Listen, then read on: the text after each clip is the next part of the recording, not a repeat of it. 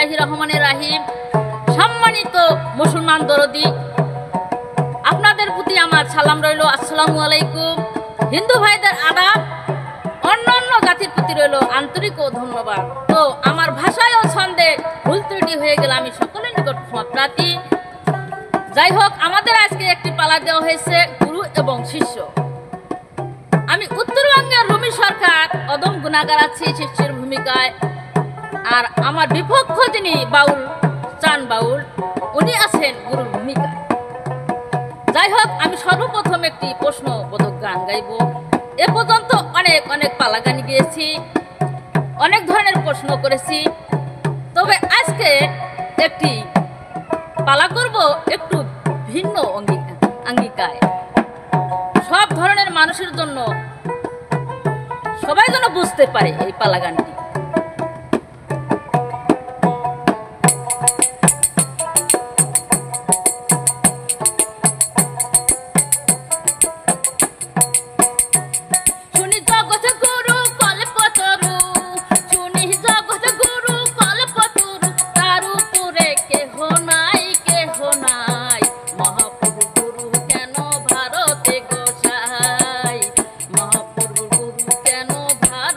গোসাই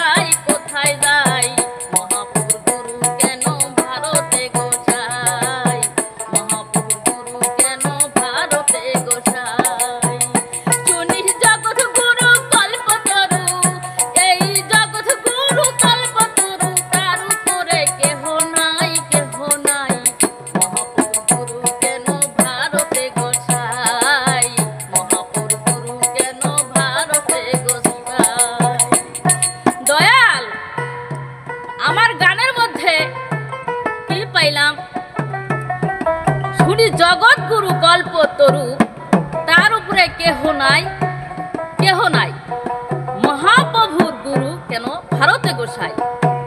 তাহলে আমি বলবো এক গুরু ভ্রমণ্ডময়, সব জায়গায় বিরাজমান। তাহলে গুরু মহাপ্রভু যিনি, গুরুর উপরে, মহাপ্রভুর উপরে আর গুরু হয় না।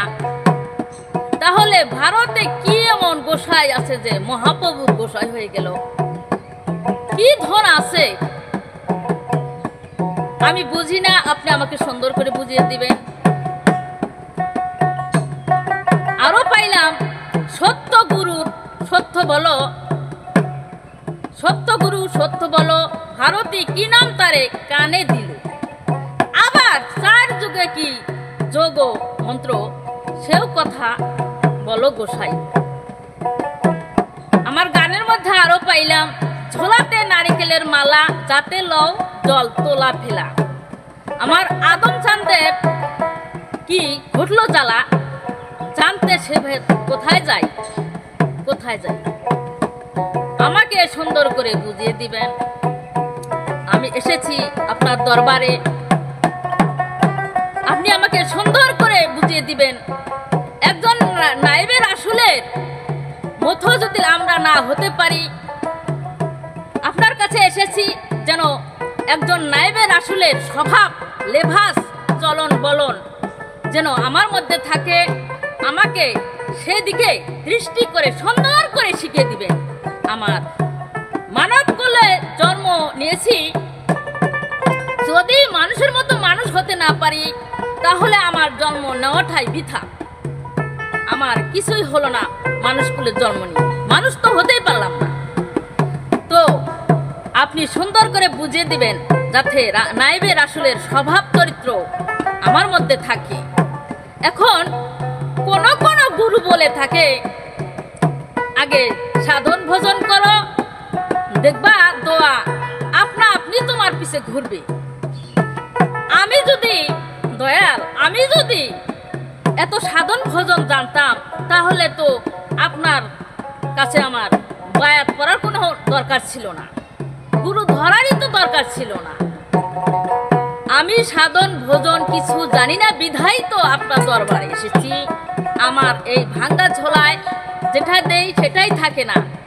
আপনি আমার এই ভাঙ্গা ঝোলা এই আপনার মন্ত্র, যোগ্য মন্ত্র দিয়ে সেলাই করে দিবেন, যাতে আমার ভাণ্ড ঠিক থাকে।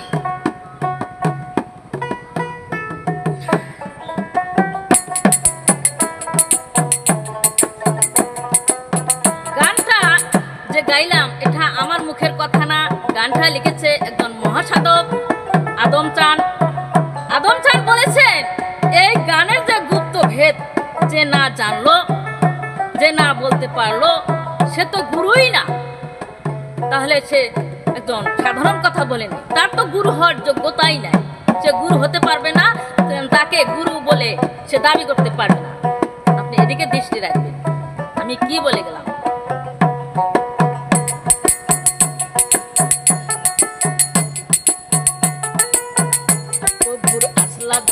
কোথায় ছিল দয়ালকে আইনা তারে দিল, প্রভুর আসলা ঝোলা কোথায় ছিল, আবার কে আইনা তারে দিল, আবার তার গোপনী কেন পেল, আবার তার গোপনী কোথায় পেল, সেও কথা জানতে চাই, জানতে চাই। মহাপুর গুরু কেন ভারতে গোসাই, মহাপুর গুরু কেন ভারতে গোসাই, শুনি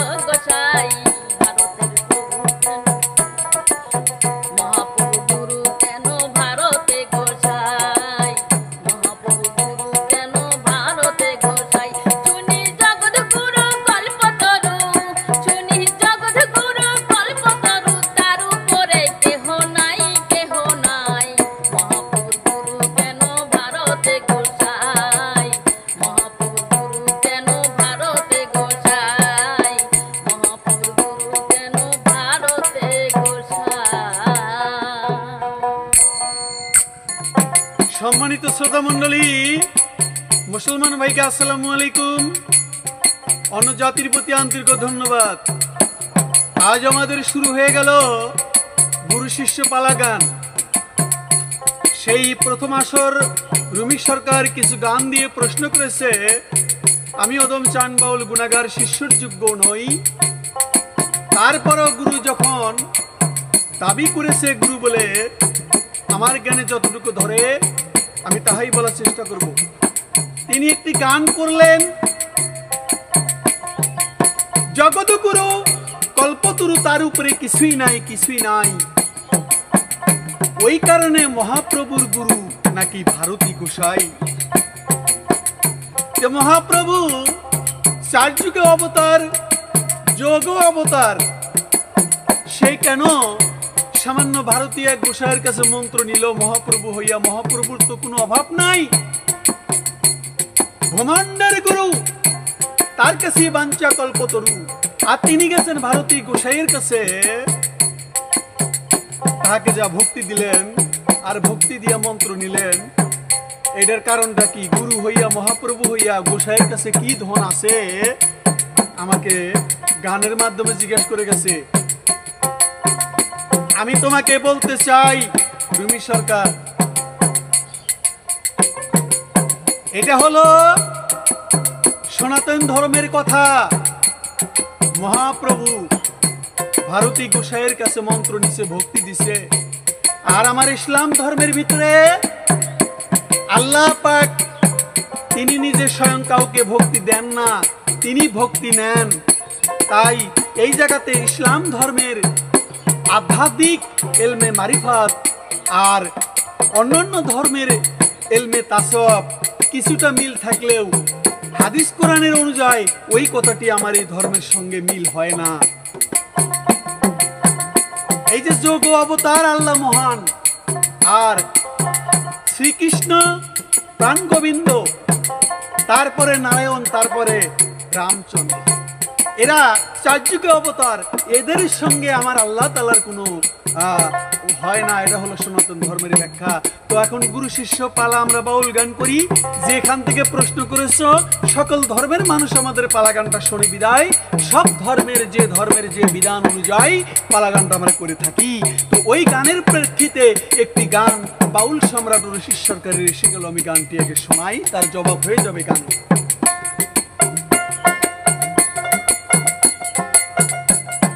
করতে হবে গুরু ভজন,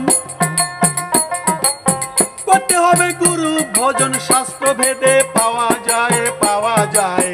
এই কারণে মহাপ্রভু গুরু বুঝতে কয় গো, এই কারণে মহাপ্রভু গুরু বুঝতে কয়। ওরে করতে হবে গুরু ভজন, করতে হবে গুরু ভজন, শাস্ত্র ভেদে পাওয়া যায়, পাওয়া যায়। এই কারণে মহাপ্রভু গুরু বুঝতে কয় গো, এই কারণে মহাপ্রভু গুরু বুঝতে কয়।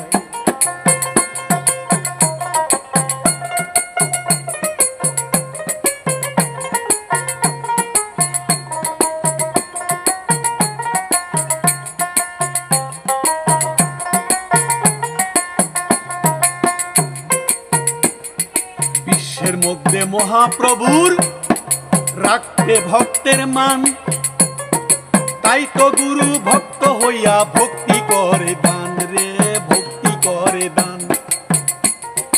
বিশ্বের মধ্যে মহাপ্রভুর রাখতে ভক্তের মান, তাই তো গুরু ভক্ত হইয়া ভক্তি করে দান।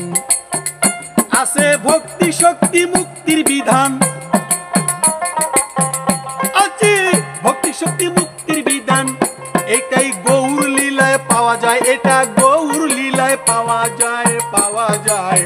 এই কারণে মহাপ্রভু গুরু বুঝতে কয় গো, এই কারণে মহাপ্রভু গুরু বুঝতে কয়।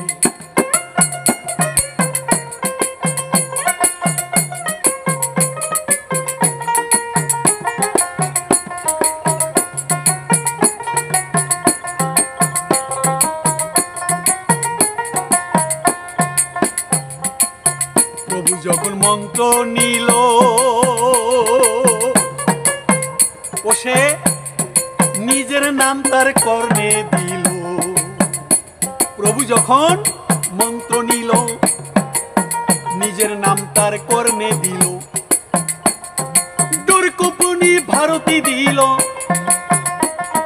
দুর্গোপনী ভারতী দিল। ওরে কাম ঘরে তালা ঝুলায়, বাইরে কাম ঘরে তালা ঝুলায়, তালা ঝুলায়। এই কারণে মহাপ্রভু গুরু বুঝতে কয়, এই কারণে মহাপ্রভু গুরু বুঝতে কয়।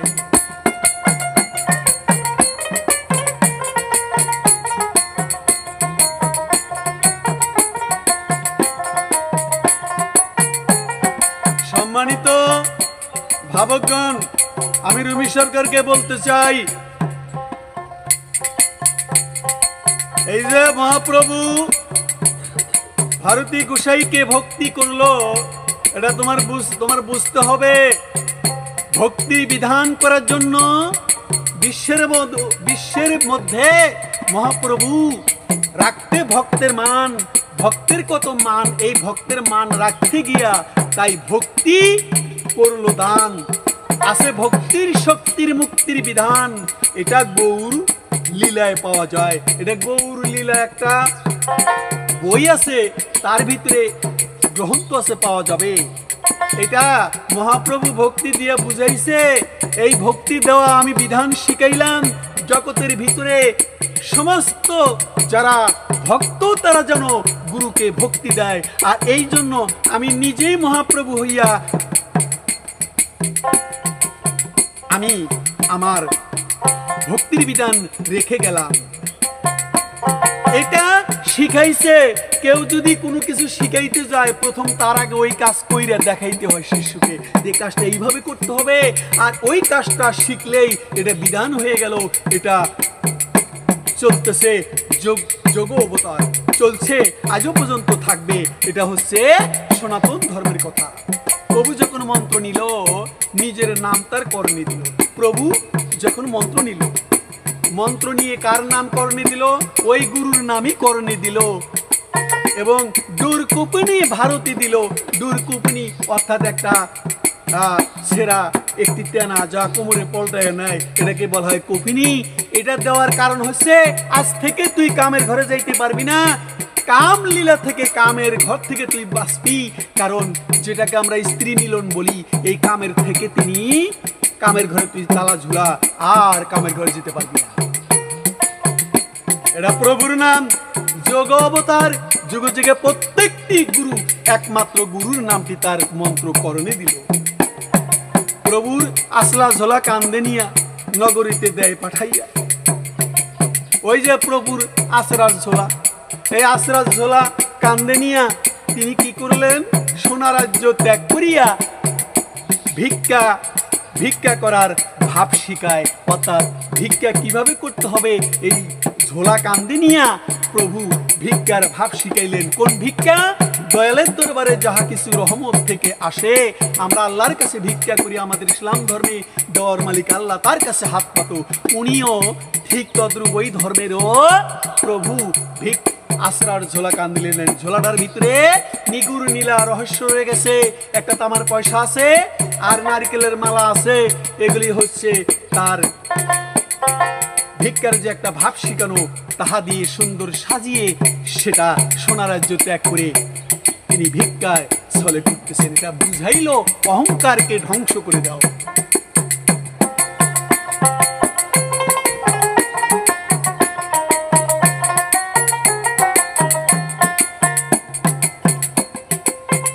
প্রভুর আসলা ঝোলা কান্দে নিয়া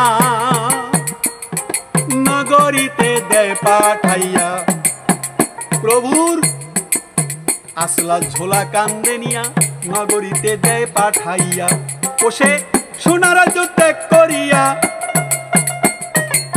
সোনা রাজ্য ত্যাগ করিয়া ভিক্ষার ভাব শিখায়, ভিক্ষা করার ভাব শিখায়, ভাব শিখায়। এই কারণে মহাপ্রভুর গুরু বুঝতে কয়, এই কারণে মহাপ্রভু গুরু বুঝতে কয়।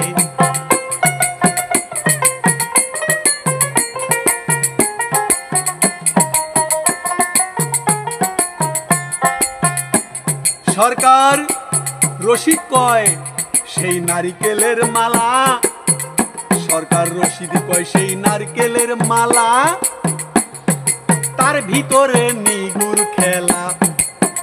সরকার রশিদ কয় সেই নারকেলের মালা, তার ভিতরে নিগুর খেলা।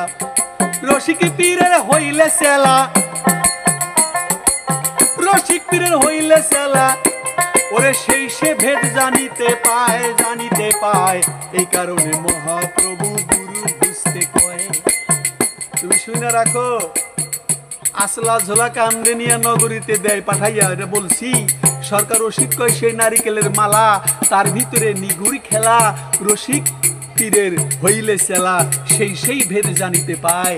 এর ভিতরে একটা নিগুর খেলা আছে। ঝোল্লার ভিতরে কি আছে?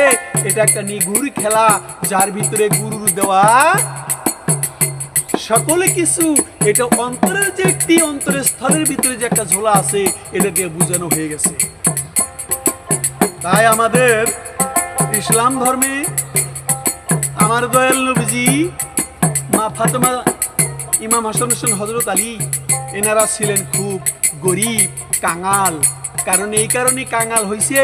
এই কাঙালটাকে শিখাইলো আল্লাহ পাক, এই কাঙাল করে দিলেন। কাঙাল আল্লাহ পাক শিখাইয়া বানায় দিছে ঈমান পরীক্ষা করার জন্য। এই কারণে মহাপ্রভু আদেশে তিনি সোনার্য ত্যাগ করে তিনি ভিক্ষার স্থলে বাইরে বের হয়েছিলেন। আশা করি তোমার জবাব শেষ হয়ে গেছে।